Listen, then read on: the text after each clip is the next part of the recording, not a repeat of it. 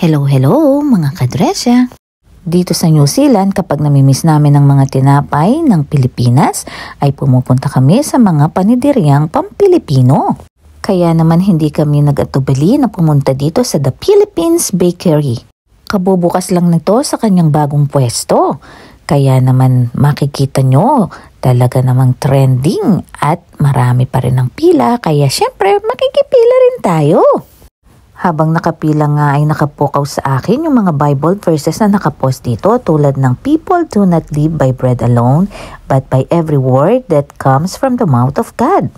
At itong Jesus said, I am the bread of life. Hindi lang sa tinapay na kalinyang mga ito kundi sa ating Panginoon.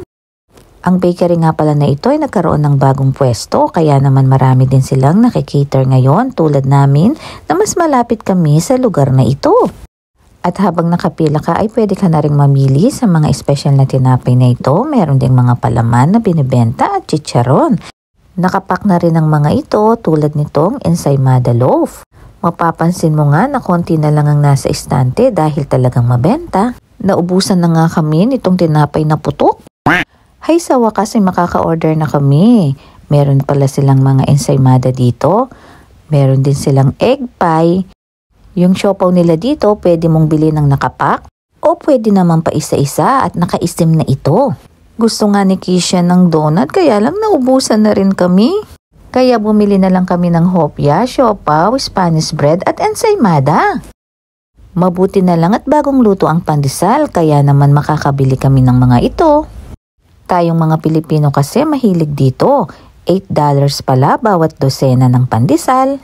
Alam nyo bang hindi lang mga Pilipino ang bumibili dito, pati na yung ibang mga lahi at mga Zealanders dahil marami silang savoring binibenta dito.